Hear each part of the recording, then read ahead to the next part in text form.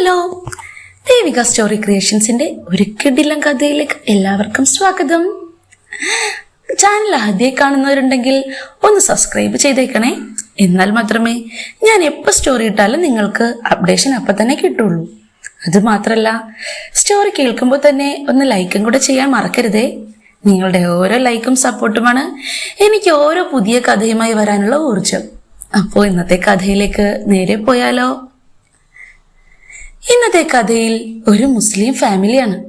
Family എന്ന് പറഞ്ഞാൽ കുട്ടികളായിട്ടില്ല കേട്ടോ, ഒരു ഭർത്താവും ഭാര്യയും മാത്രം.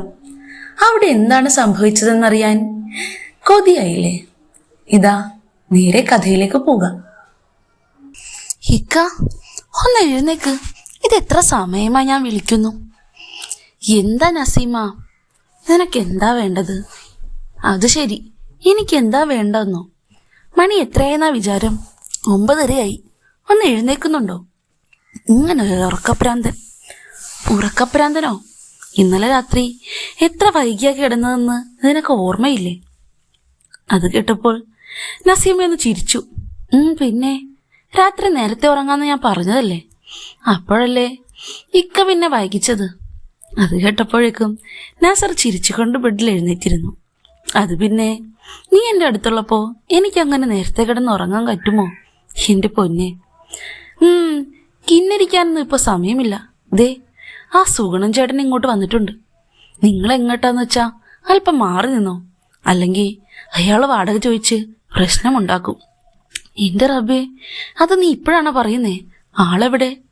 ദേ, നമ്മുടെ ഗേറ്റ് കടന്ന് ഇങ്ങോട്ട് വരുന്നുണ്ട്. എങ്കിൽ ശരി, ഞാനിവിടെ ഇല്ലെന്ന് നീ പറഞ്ഞേക്ക്. ചോദിക്കുമ്പോ തൽക്കാലം മംഗലാപുരത്തോ മറ്റോ ബിസിനസിന്റെ ആവശ്യത്തിന് പോയി എന്ന് പറഞ്ഞാൽ മതി. ഒരു ദിവസം കൂടെ കഴിഞ്ഞാലേ എത്തുള്ളൂ എന്നും പറ. ഷോ, എന്ത് ചെയ്യുമിക്ക? ഇപ്പൊ തന്നെ 3 മാസത്തെ റെന്റാ കൊടുക്കാനുള്ളത്. ഒക്കെ ശരിയാവും. എല്ലാം ശരിയാവാനുള്ള വഴിയിലല്ലേ നമ്മൾ ഓടിക്കൊണ്ടിരിക്കുന്ന നസീമ. എല്ലാം ശരിയാവും, നീ ബേജാറാവാതിരിക്കെ. ശരി. അപ്പോഴേക്കും സുഗുണൻ പുറത്തുനിന്ന് വിളി തുടങ്ങിയിരുന്നു. നാസറേ, നസീമ, ഇവിടെ ആരുമില്ലേ? ഞാനെന്നെല്ലാം അങ്ങോട്ട് ചെല്ലട്ടെ. ഇക്ക ഇവിടെ തന്നെ ഇരിക്ക്, പുറത്തിറങ്ങണ്ടാട്ടോ. ശരി. നസീമ ആ സമയം പുറത്തേക്ക് ഇറങ്ങി. ഒരു നൈറ്റിയാണ് വേഷം, തലയിലൊരു സ്കാർഫും ഇട്ടിട്ടുണ്ട്. ആ, സുഗുണൻ ചേട്ടനോ? എന്താ വിശേഷിച്ചോ? അതെന്താ അങ്ങനൊരു ചോദ്യം നസീമ? ഒരു കാര്യം പറയാം, ഇന്നത്തേക്ക് 3 മാസം തികഞ്ഞു വാടക തരാതായിട്ട്.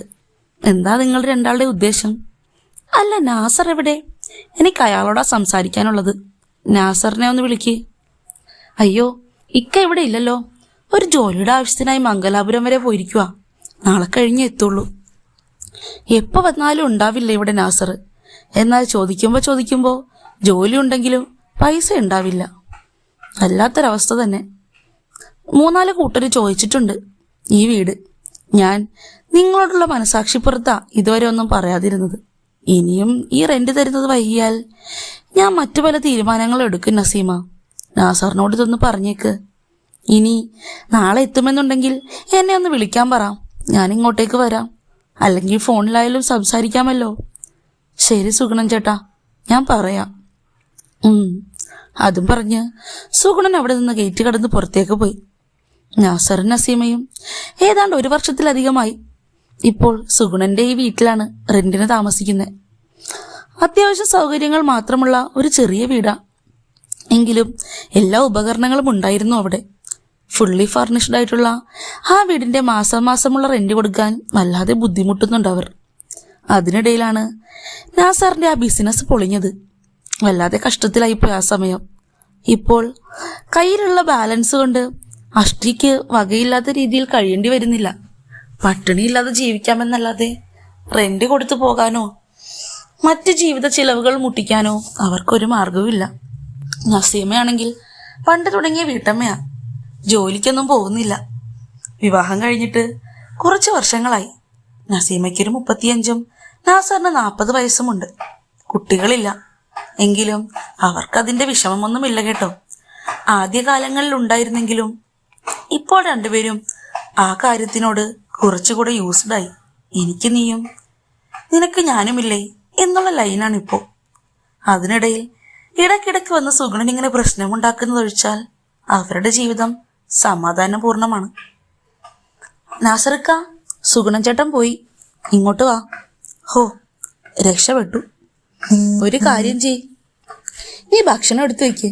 വക്കീലിൻ്റെ അടുത്ത് ഇപ്പൊ തന്നെ പോണം. ഇനി ഇതിങ്ങനെ വൈകിച്ചാൽ ശരിയാവില്ല. അതെ, ഇക്ക എന്നാ പോയി ഫ്രഷ് ആയിട്ടൊക്കെ വാ. കുളിച്ചു വരുമ്പോഴേക്കും ഞാൻ എടുത്തു വയ്ക്കാം. ബിസിനസ്സൊക്കെ പൊട്ടിപ്പൊളിഞ്ഞപ്പോഴേക്കും ഇവർക്കാകെ ഇനിയുള്ളത് ഒരു പ്രോപ്പർട്ടി മാത്രമാണ്. അത് ഒരു സ്ഥലമാണ് കേട്ടോ. ചുറ്റിനും വീടൊന്നുമില്ലാത്ത ബിസിനസ് പ്രാധാന്യമുള്ള നല്ലൊരു സ്ഥലം. എന്നാൽ കേസിന്റെ പല കാര്യങ്ങളിൽ കുടുങ്ങി വിൽക്കാൻ പറ്റാത്ത അവസ്ഥയാണിപ്പോൾ. എങ്ങനെയെങ്കിലും അതൊന്ന് വിറ്റ് കഴിഞ്ഞാൽ ഇപ്പോൾ തൽക്കാലത്തേക്ക് എല്ലാ ബുദ്ധിമുട്ടുകളും തീരും. നഗരത്തിലെ കണ്ണായ സ്ഥലമായതുകൊണ്ട് തന്നെ സ്വന്തമായിട്ട് വളരെ ചെറുതെങ്കിലും ഒരു വീട് വാങ്ങിക്കാൻ അവർക്ക് പറ്റും. പക്ഷേ വല്ലാത്തൊരു കുരുക്കിലാണ് ആ സ്ഥലം ഇപ്പോൾ പെട്ടുകിടക്കുന്നത്. അതിന്റെ പേരിൽ വക്കീൽ ഓഫീസ് കയറി ഇറങ്ങാത്ത ദിവസമില്ല ഇപ്പോൾ നാസറിന്. അതോർത്ത് നേരം പോയി നസീമയുടെ. അല്ല, എവിടെ? ചായ എടുത്ത് കൊണ്ടുവാ നീ. എത്ര സമയമായി ഞാൻ നോക്കിയിരിക്കുന്നു നസീമ. അയ്യോ, ഞാനതങ്ങ് മറന്നു. എന്താ ഇക്ക കഴിക്ക്. അവൾ ഇഡ്ഡലിയും സാമ്പാറും ആ പ്ലേറ്റിലേക്ക് ഒഴിച്ചു. അയാൾ ആസ്വദിച്ച് കഴിച്ചു തുടങ്ങി. നിന്റെ കൈപുണ്യം എത്ര കഴിച്ചാലും മതിയാവില്ല. ഏതെങ്കിലും ഹോട്ടലിൽ കയറിയാൽ ഞാൻ എപ്പോഴും ഓർക്കാറുണ്ട് നസീമ നിന്നെ. എന്ത് രസമായിട്ടാ നീ ഭക്ഷണം ഉണ്ടാക്കുന്നതെന്ന്. നിനക്കറിയോ, നിന്റെ ഈ കൈപുണ്യത്തിലാ ഞാൻ വീണുപോയത് തന്നെ. അന്ന് പെണ്ണ് കാണാൻ വരുമ്പോൾ നീ ഉണ്ടാക്കി തന്ന ഉണ്ണിയപ്പം ഉണ്ടല്ലോ, അത് കഴിച്ചപ്പോൾ അത് നീയാണ് ഉണ്ടാക്കിയതെന്ന് അറിഞ്ഞപ്പോൾ ഞാൻ ബ്രോക്കറോടൊപ്പം തന്നെ പറഞ്ഞു ഈ കല്യാണം മതിയെന്ന്. അവൾ ചിരിച്ചു. ഈശ്വര, ഇതിപ്പോ എത്രാമത്തെ തവണയായി കഥ ഞാൻ കേൾക്കുന്നേ. ഇക്ക നേരം കളയാതെ കഴിച്ചിട്ട് പോവാൻ നോക്ക്. രണ്ടാളും കിന്നാരം പറഞ്ഞിരുന്നു. ഭക്ഷണം കഴിച്ച് സുഗുണം കാണാത്ത വഴിയെ പോവാൻ വേണ്ടി മറ്റൊരു വഴിയെയാണ് നാസർ തവണ പുറപ്പെട്ടത്. ദിവസങ്ങൾ കഴിഞ്ഞുപോയി. ഒരാഴ്ച കൂടെ കഴിഞ്ഞു. കോടതി അവരുടെ കേസ് വീണ്ടും അവധിക്ക് വെച്ചു. വക്കീല് വിളിച്ചു പറഞ്ഞതറിഞ്ഞ് ഒരുപാട് വിഷമമായിപ്പോയി നാസറിന്. നസീമയും അതൊട്ടും പ്രതീക്ഷിച്ചില്ല. എങ്ങനെയെങ്കിലും ഈ കാര്യം വേഗം നടന്നാൽ അയാളുടെ റെന്റിന്റെ കുടിശ്ശികയും അടച്ചു തീർത്ത് മറ്റൊരു വീട് അന്വേഷിച്ച് കണ്ടുപിടിച്ച് താമസം മാറി ഈ കഷ്ടപ്പാടിൽ നിന്നൊക്കെ ഒരു മോചനമാകുമെന്നാണ് രണ്ടാളും വിചാരിച്ചിരുന്നത്. കോടതി അവധിക്ക് വെച്ചത് ഇനി 1 മാസത്തിൽ കുറയാതെ സമയമെടുക്കും എന്നവർക്ക് മനസ്സിലായപ്പോഴേക്കും നിരാശയായി പോയിരുന്നു രണ്ടാളും. വക്കീലാണെങ്കിൽ അവിടെ എവിടെയും തൊടാതെ നസീമ ഓരോന്ന് പറയുന്നേ. എനിക്കറിയില്ല എന്ത് ചെയ്യണമെന്ന്. വല്ലാത്തൊരവസ്ഥയായി പോയി ദൈവമേ. അയാളുടെ വിഷമം കണ്ടപ്പോൾ നസീമയ്ക്ക് സഹിച്ചില്ല. ഇക്ക വിഷമിക്കാതെ, ദൈവം എന്തെങ്കിലും വഴി കാണിക്കും. അയ്യോ, അതാ സുഗുണൻ ചേട്ടൻ വരുന്നു. ഇന്ന് അയാളുടെ എന്തു പറയും? എനിക്ക് പേടിയാവുന്നു.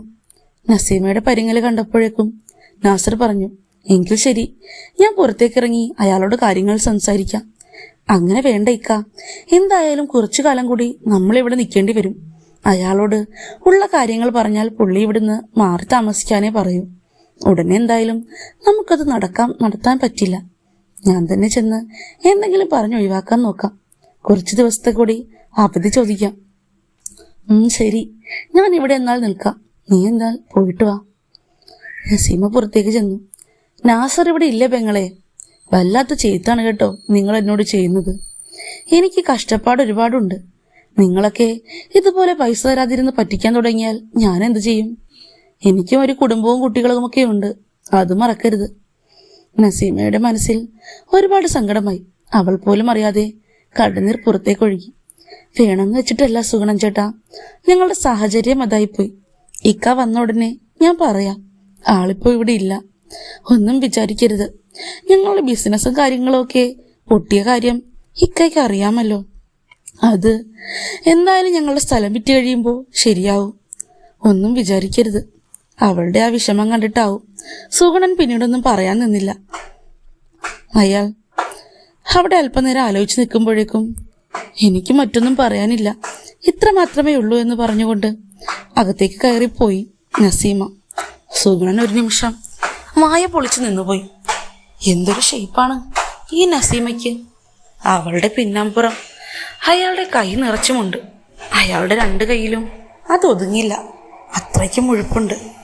വായ പൊളിച്ച് സുഗുണൻ തൻ്റെ ഭാര്യയുടെ പിന്നാമ്പുറം നോക്കി നിൽക്കുന്നത് ജനലിലൂടെ ഒളിഞ്ഞു നോക്കിയ നാസർ കണ്ടു. അയാളുടെ മനസ്സിൽ പെട്ടെന്നൊരു ഐഡിയ തോന്നി.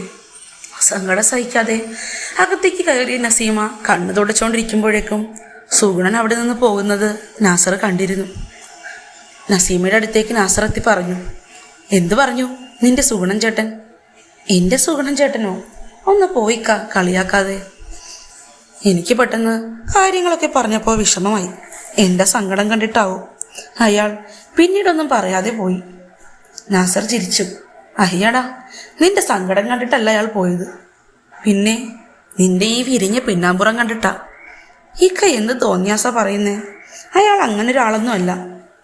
ഓ പിന്നെ എൻ്റെ നസീമ, അയാൾ അങ്ങനെ ഒരാളല്ലെന്ന് നിനക്കെന്താ ഇത്ര ഉറപ്പ്? നീയൊന്ന് തിരിഞ്ഞ് ഈ പടിക്കെട്ട് കയറി അകത്തേക്ക് വരുമ്പോഴുള്ള അയാളുടെ നോട്ടം കാണണമായിരുന്നു. അപ്പോൾ തന്നെ നിന്നെ മുഴുവനായി വിഴുങ്ങിക്കളയുന്നത് പോലെ തോന്നും. അയാള് എന്തൊക്കെ പറഞ്ഞാലും നിന്റെ ഈ പിന്നാമ്പുറത്തിൻ്റെ ഭംഗിയിൽ വീണിട്ടുണ്ട്. നീ വിചാരിച്ചാൽ ഈ പ്രശ്നങ്ങളിൽ നിന്നൊക്കെ നമുക്ക് രക്ഷപ്പെടാൻ പറ്റും. പക്ഷേ എൻ്റെ മോൾ നസീമ മനസ്സ് വയ്ക്കണം. അവള് വാ തുറന്നയാളെ നോക്കി. എന്തൊക്കെയാ പറഞ്ഞു വരുന്നേ? എനിക്കിതിൽ എന്ത് ചെയ്യാൻ പറ്റും? ഞാൻ ജോലിക്ക് പോകണമെന്നാണോ? അങ്ങനെയെങ്കിൽ അതിനെപ്പറ്റി ആലോചിക്കാം. ഹോ, ജോലിക്ക് പോകുന്നതിനെ പറ്റിയൊന്നുമല്ല പെണ്ണെ. ജോലിക്ക് പോയാലും ഇത്രയും വലിയ തുക നമുക്ക് എങ്ങനെയാ ഒരു മാസം കൊണ്ട് തന്നെ ഉണ്ടാക്കാൻ പറ്റുന്നേ? അതുകൊണ്ട് ആ കാര്യമൊന്നുമല്ല, നീ അതൊക്കെ വിട്. അത് ശരി, ഇക്ക എന്താ മനസ്സിലുള്ളതെന്ന് വെച്ചാൽ പറ. താൻ പറയാൻ പോകുന്ന കാര്യം അത്ര വെടിപ്പുള്ളതല്ലെന്ന് നാസറിന് അറിയാമായിരുന്നു. അല്പം സമയമെടുത്ത് പതിയെ പറയാമെന്ന് അയാൾ വിചാരിച്ചു. അതൊക്കെ ഞാൻ പറയാമെന്നേ. നമുക്കേതായാലും ഒന്നിപ്പോൾ പുറത്തേക്ക് പോകാം. ഇനി ആ വക്കീലിൻ്റെ അടുത്തേക്ക് പോകുമ്പോൾ ഏതായാലും ഞാൻ തനിച്ചു പോകുന്നില്ല, നീയും എൻ്റെ കൂടെ വരണം. അങ്ങനെ രണ്ടുപേരും വക്കീലിനെ കണ്ട് സംസാരിക്കാനും മറ്റാവശ്യങ്ങൾക്കുമൊക്കെയായി ഒന്ന് പുറത്തേക്ക് ഇറങ്ങി. ഇത്തവണയും സുഗുണൻ ചേട്ടൻ കാണാത്ത വഴി തന്നെ അവർ രണ്ടാളും തിരഞ്ഞെടുത്തു. സുഗുണൻ ആ സ്ഥലത്തെ പ്രധാന ബിസിനസ്സുകാരനാണ്. ഒരുപാട് പുരയിടങ്ങളുണ്ട് അയാൾ വാടകയ്ക്ക് കൊടുക്കുന്നത്. അതിലൊന്നാണ് ഇപ്പോൾ നാസറും നസീമയും താമസിക്കുന്നത്. സുഗുണനെ കണ്ടാൽ നല്ലൊരു ഒന്നൊന്നര ഉശിരൻ മനുഷ്യൻ തന്നെ അയാൾ. 6 അടി അതിലധികമോ ഉയരമുണ്ട്. അതിനൊത്ത ശരീരവും ഇരുനിറം, നല്ല താടിയും അതിനൊത്ത മീശയും, ഗാംഭീര്യമുള്ള ശബ്ദം. നല്ല സുന്ദരനാണ് കാണാൻ. ചുരുക്കി പറഞ്ഞാൽ ഏതൊരു പെണ്ണും ആഗ്രഹിക്കുന്ന ആകാരവടിവുള്ളൊരു മനുഷ്യൻ. നസീമയ്ക്ക് അയാളോട് എങ്ങനെയെങ്കിലും താല്പര്യം ഉണ്ടാക്കിച്ചെടുക്കണം. എന്നാലേ താൻ ഉദ്ദേശിക്കുന്ന വഴിയിലേക്ക് അവൾക്ക് വരാൻ പറ്റൂ. അതായിരുന്നു ആ യാത്രയിലുടനീളം നാസറിന്റെ ചിന്ത. നസീമയെ വഴിയിൽ പോകുമ്പോൾ ഓരോരുത്തർ നോക്കുന്നതും അയാൾ കാണുന്നുണ്ട്. ആര് കണ്ടാലും ഒന്ന് നോക്കിപ്പോകുന്നൊരു സുന്ദരിയാണ് തൻ്റെ നസീമയും. പൊക്കം കുറവാണ്. പൊക്കം മാത്രം കേട്ടോ, ബാക്കിയെല്ലാം ആവശ്യത്തിലധികമുണ്ട്. താത്തപ്പെണ്ണുങ്ങളുടെ പിന്നാമ്പുറത്തെപ്പറ്റി ഞാൻ പറയേണ്ട ആവശ്യമില്ലല്ലോ. നല്ല വലിയ ഫുട്ബോൾ പോലെ വിരിഞ്ഞിരിക്കുന്ന 2 എണ്ണം. മുൻഭാഗത്താണെങ്കിലോ അവൾ ചിലപ്പോൾ മുന്നിലേക്ക് വീണു പോകുമോ എന്ന് തോന്നിപ്പോവും. അത്രയും മുഴുപ്പുള്ള മുയൽ കുഞ്ഞുങ്ങളാണ് മുൻപിലുള്ളതും. നൈറ്റിയാണ് വീട്ടിലുള്ള വേഷമെങ്കിലും പുറത്തു പോകുമ്പോൾ അധികവും ചുരിദാറാണ് ധരിക്കാറുള്ളത്.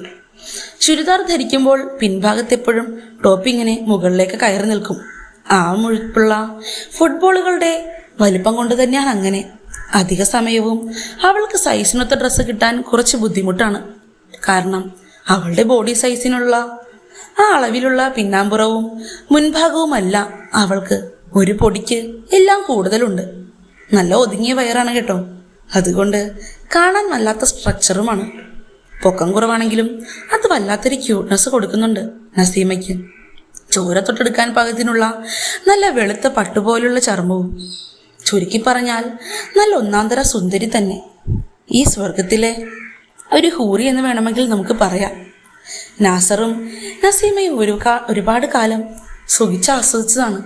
ഈയിടെയായി അവരുടെ സന്തോഷമൊക്കെ ഭയങ്കരമായി കുറഞ്ഞുപോയി. സാമ്പത്തിക ബാധ്യത തന്നെയാണ് അവരെ നന്നായിട്ട് പിടിച്ചുലച്ചതും. എങ്കിലും ഭർത്താവിനൊരു ബുദ്ധിമുട്ടും വരാതെ തന്നെ കൊണ്ടാവുന്ന രീതിയിൽ ഒരു വാക്കുകൊണ്ട് നോവിക്കാതെ പോലും നസീമ എല്ലാ കാര്യങ്ങളും ഡീൽ ചെയ്യാൻ നോക്കും. നാസറിനും നസീമ എന്ന് വെച്ചാൽ ജീവനാണ്. പരസ്പരം വല്ലാതെ ഇഷ്ടപ്പെടുന്നുണ്ട് രണ്ടുപേരും. കുടുംബക്കാരെന്ന് പറയാൻ കാര്യമായി ഇപ്പോൾ അവർക്കാരുമില്ല. ഉള്ളവരൊക്കെ അവരുടെ നാടായ മലപ്പുറത്താണ്. അവരിപ്പോൾ ഈ പാലക്കാട് വന്ന് താമസിക്കാൻ തുടങ്ങിയിട്ട് കുറച്ചു കാലമായി. അപ്പോൾ ഇങ്ങനെ ആലോചിച്ചുകൊണ്ടിരിക്കുമ്പോഴാണ് നസീമ പെട്ടെന്ന് നാസറിനെ തട്ടി ഉണർത്തിയേ. എന്താ ഇക്ക ആലോചിക്കുന്നേ? ഒന്നുമില്ല, ഞാൻ എൻ്റെ സുന്ദരിപ്പാറുവിനെ പറ്റി തന്നെ ആലോചിക്കായിരുന്നു. എന്ത് സുന്ദരിയാ പെണ്ണേ നീ! ഈ വഴിയെ പോകുന്ന ചെക്കന്മാരൊക്കെ നിന്നെ നോക്കി ഇങ്ങനെ ചോര കുടിക്കുന്നത് അത് കാണാൻ പ്രത്യേക ചന്തമാ. അവൾ ചിരിച്ചു. അയ്യടാ, ഒരു പുതിയ കാര്യവുമായി വന്നിരിക്കുന്നു. പുതിയ കാര്യമല്ല, പണ്ട് തുടങ്ങിയ ഇങ്ങനെ തന്നെയാ. നമ്മൾ രണ്ടുപേരും ഒന്നിച്ച് നടന്നു പോകുമ്പോൾ നിന്നെ വായിൽ നോക്കുന്നവരെ നോക്കാനേ എനിക്ക് നേരമുണ്ടാകൂ. പിന്നെ നോക്കുന്നവരെയും കുറ്റം പറയാൻ പറ്റില്ല. അതുപോലുള്ള സാധനമല്ലേ നീ. നസീമയ്ക്ക് അത് കേട്ട് വല്ലാതെ നാണം വന്നു. അല്ലെങ്കിലും പണ്ട് തുടങ്ങിയ ഇങ്ങനത്തെ കാര്യങ്ങളൊക്കെ പറയാൻ നാസറിന് അല്പം വിരുത് കൂടുതലാണ്. അവൾ നാണത്തോടെ ചിരിച്ചു. അവളുടെ ആ നാണം കണ്ടിട്ടാവും അയാൾക്ക് വല്ലാത്ത ഉഷാറായി. അന്ന് വീട്ടിലെത്തുമ്പോൾ രണ്ടാളും കൂടെ ഒരു ഉശിരം കുത്തിമറിയൽ തന്നെ നടത്തി. ഒരുപാട് നാളുകൾക്ക് ശേഷമുള്ള ആ സന്തോഷ മുഹൂർത്തങ്ങളായിരുന്നു അത്. നസീമ അത് നന്നായി തന്നെ ആസ്വദിച്ചു. രണ്ടുപേരും ആ തളർന്നു കിടക്കുന്ന സമയമാണ് നാസർ നസീമയുടെ ആ കാര്യം പറയുന്നേ. സുഗുണൻ ചേട്ടന്റെ പിടിയിൽ നിന്ന് രക്ഷപ്പെടാൻ നമുക്ക് ഒരേ ഒരു മാർഗമേ ഉള്ളൂ. അതിന് ഇനി നസീമ മനസ്സ് വയ്ക്കണം. ഇതല്ലേ ഇക്ക ഇന്നലെയും പറഞ്ഞേ. എന്താണ് കാര്യമെന്ന് തെളിച്ചു പറയൂ. അതോ, അയാൾക്ക് നിന്നോടൊരു നോട്ടമുണ്ട്. ആ നോട്ടം നമുക്ക് മുതലെടുക്കണം. ഇക്ക എന്താ പറഞ്ഞു വരുന്നേ? അയാളുടെ അടുത്ത് അല്പം സംസാരിക്കാനൊക്കെ തുടങ്ങിക്കോളൂ നീ. നല്ല കൂട്ടായതുപോലെ വേണമെങ്കിൽ അല്പസ്വല്പം അയാളെ മയക്കുന്ന രീതിയിലോ അയാളുടെ ഒപ്പം ചില കാര്യങ്ങളൊക്കെ ചെയ്യുന്ന രീതിയിലൊക്കെ സംസാരിച്ചു തുടങ്ങിക്കോ. അയ്യേ, എന്തായിക്ക അത്രയ്ക്ക് തരം താഴണോ ഞാൻ?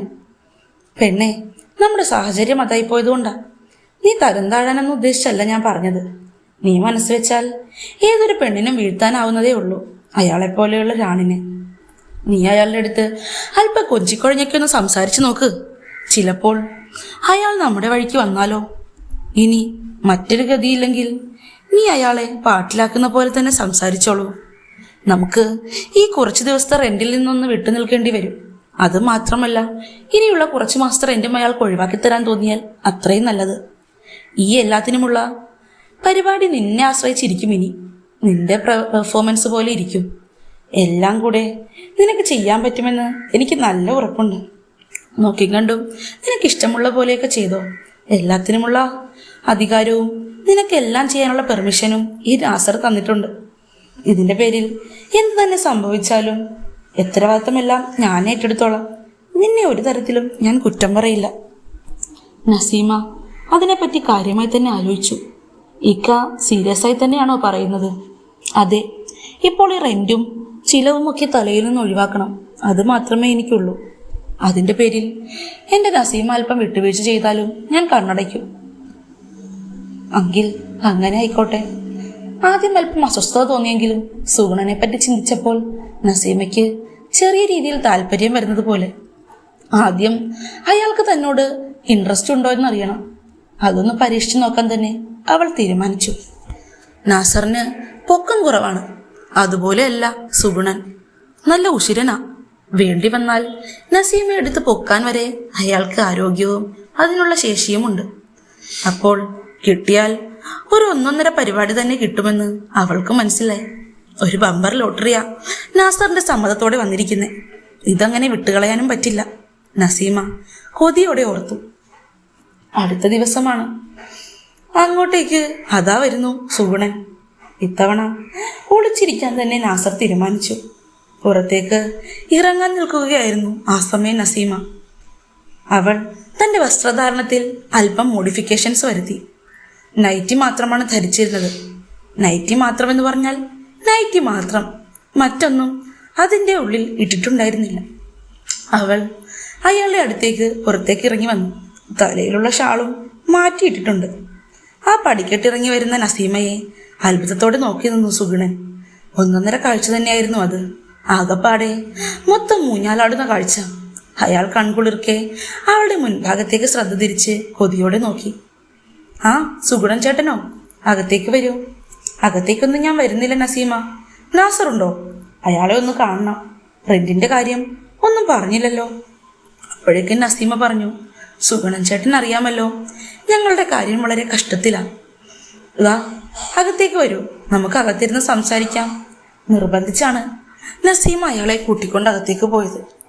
ആദ്യം മടിയുണ്ടായിരുന്നെങ്കിലും മുന്നിൽ കയറി നസീമ നടന്നു തുടങ്ങിയപ്പോൾ നാസർ അയാൾ പോലും അറിയാതെ അവളുടെ പിന്നാമ്പുറം കണ്ട് പിന്നാലെ നടന്ന് പോയിരുന്നു. അകത്ത് ചെന്ന് ആ സോഫയിൽ ഇരിക്കുമ്പോഴേക്കും അയാളുടെ മുന്നിലേക്കായി അല്പം കുനിഞ്ഞ് നസീമയും ഇരുന്നു. ഞങ്ങളുടെ കാര്യങ്ങളൊക്കെ ഇങ്ങനെയാണ്. വക്കീലിനി പറഞ്ഞിട്ട് വേണം ബാക്കി കാര്യങ്ങൾ പ്രൊസീഡ് ചെയ്യാൻ. സുഗുണൻ ചേട്ടന് എല്ലാം മനസ്സിലായെന്ന് വിചാരിക്കുന്നു. ഓരോ തവണയും അവൾ ഓരോ കാര്യം പറയുമ്പോൾ ആവശ്യത്തിലധികം ശരീരമൊന്നനക്കി അയാളുടെ മുൻപിൽ പലതും പ്രദർശിപ്പിക്കാൻ നസീമ ശ്രദ്ധിച്ചിരുന്നു. സുഗുണനാവട്ടെ ആ കാഴ്ചയിൽ മതിമറന്ന് സ്വർഗതുല്യമായ കാഴ്ചയിൽ ലയിച്ചു തന്നെ ഇരിക്കുകയാണ്. താൻ എന്തൊക്കെയാ കാണുന്നേ? ഇത്രയും കാലമായി ഈ പെണ്ണിനെ ഇങ്ങനെ ഒരു കണ്ണുകൊണ്ട് നോക്കിയിട്ടേയില്ല. അവൾ പോരാത്തതിന് തന്റെ മുൻപിൽ ഇങ്ങനെയൊരു ഷോ നടത്തുമെന്ന് ഇതുവരെ വിചാരിച്ചിട്ടില്ല. ഏതായാലും ഇന്ന് വരാൻ പറ്റിയത് ഭാഗ്യം. ഇവിടെ നാസറുണ്ടോ? അയാൾ ഒന്നുകൂടി ഉറപ്പുവരുത്താനായി ചോദിച്ചു. നസീമയ്ക്ക് അയാളുടെ ആ ചോദ്യത്തിന്റെ പൊരുൾ മനസ്സിലായി. അവൾ തെല്ല് നാണത്തോടെ ഇക്ക ഇവിടെ ഇല്ല, നാളത്തേക്ക് വരൂ എന്ന് പറഞ്ഞു. ആ ഒരു മറുപടി ധാരാളം മതിയായിരുന്നു നമ്മുടെ സുഗുണന്. അയാൾ അവിടെ നിന്ന് എഴുന്നേറ്റ് നസീമ ഇരിക്കുന്നതിന്റെ അടുത്ത് വന്നിരുന്നു. നസീമയ്ക്ക് ആദ്യം ടെൻഷൻ തോന്നി തുടങ്ങി. അവളുടെ നെഞ്ചടിപ്പ് നല്ലതുപോലെ കൂടി. സുഗുണന്റെ അവസ്ഥയും അതുതന്നെയായിരുന്നു. എന്നാൽ ഇത് കണ്ട് വല്ലാതെ ത്രില്ലടിക്കുന്ന ഒരാൾ ആ വീട്ടിലുണ്ടായിരുന്നു, നമ്മുടെ നാസർ. അയാൾ ഒളിച്ചിരുന്നു കൊണ്ട് അടുത്ത മുറിയിൽ നിന്ന് ഈ കാഴ്ചകളെല്ലാം കൊതിയോടെ കണ്ടുകൊണ്ട് നിൽക്കുകയാണ്. നസീമയുടെ തോളത്ത് കൈവച്ചുകൊണ്ട് സുഗുണൻ പറഞ്ഞു, നസീമ പറഞ്ഞതെല്ലാം എനിക്ക് മനസ്സിലാകും. പക്ഷേ ഈ റെന്റിന്റെ കാര്യം ഒഴിവാക്കാൻ എനിക്കല്പം ബുദ്ധിമുട്ടുണ്ട്. നസീമയ്ക്ക് അത്രയ്ക്ക് ബുദ്ധിമുട്ടാണെന്നുണ്ടെങ്കിൽ ഞാൻ ഇതിന്റെ പകുതിയെങ്കിലും ഒഴിവാക്കി തരാം.